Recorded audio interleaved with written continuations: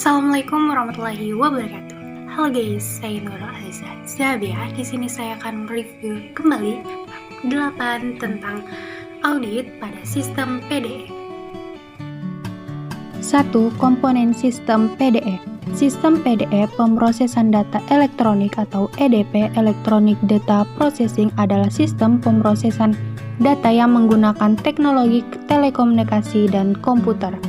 Ada 4 komponen sistem PDE, yaitu yang pertama, perangkat keras atau hardware, yang kedua, perangkat lunak atau software, yang ketiga, metode pengorganisasian data, yang keempat, metode pemrosesan data.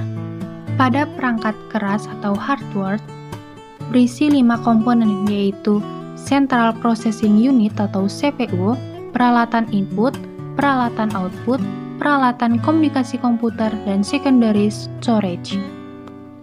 Sedangkan perangkat lunak atau software dikelompokkan menjadi sistem operasi, program utility, empiris dan assemblies, sistem manajemen basis.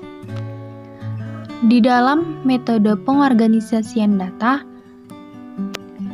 terdapat 2 jenis metode, yaitu traditional file method dan database method.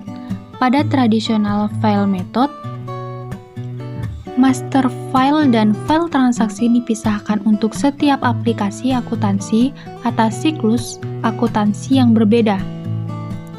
Pada database method, yaitu metode organisasi data yang didasarkan pada kemampuan data dalam file untuk diakses langsung oleh berbagai program aplikasi.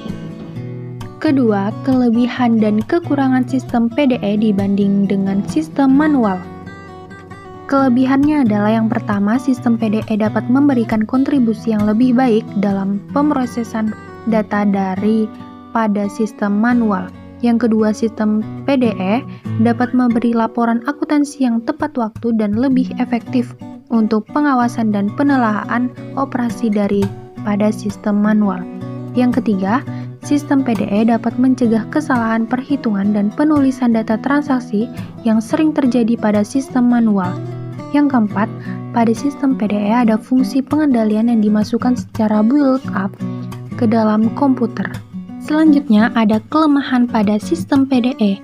Yang pertama, sistem PDE menghasilkan jejak bukti transaksi terbatas dibanding dengan sistem manual.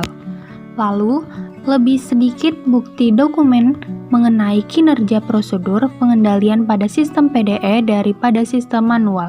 Yang ketiga, informasi dalam sistem PDE kurang visible atau sulit dilihat pada sistem manual. Yang keempat, pengurangan campur tangan manusia dalam sistem PDE dapat mengakibatkan tersembunyinya kesalahan yang sebenarnya dapat diamati dalam sistem manual.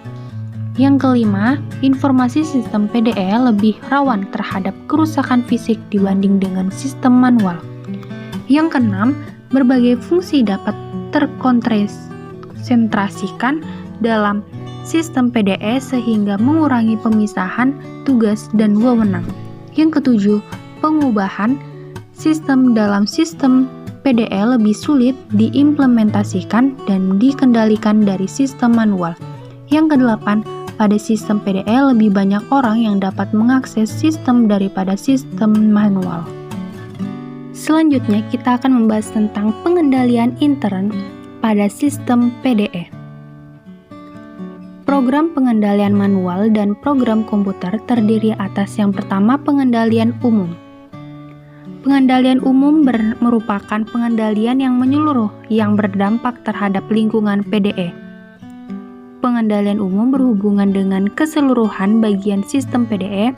Pengendalian aplikasi merupakan pengendalian khusus atas aplikasi akuntansi seperti pemrosesan, penjualan atau penerimaan kas, pemrosesan gaji dan upah karyawan dan sebagainya. Adapun 3 kategori pengendalian yang terkait erat dengan perniagaan peralatan PDE, data, dan program. Ketiga pengendalian tersebut adalah pengendalian fisik, pengendalian akses dan proses backup, dan peralihan. Selanjutnya, penerapan standar auditing pada PDE. Standar umum pertama menyatakan bahwa auditor harus merencanakan dengan baik termasuk audit klien dengan sistem PDE. Berkaitan dengan ini, maka auditor harus mempertimbangkan hal-hal. Yang pertama, luasnya penggunaan komputer dalam setiap aplikasi akuntansi. Yang kedua, kompleksitas operasi komputer klien. Yang ketiga, struktur organisasi kegiatan pemrosesan komputer. Yang keempat, kesediaan data dalam hard copy dan komputer readable form. Yang kelima, penggunaan TABK atau teknik audit bergantung komputer untuk meningkatkan efisiensi pelaksanaan prosedur auditing. Sekian hasil review saya tentang bab 8. Kurang lebihnya mohon maaf. Wassalamualaikum warahmatullahi wabarakatuh. See you next video. Bye.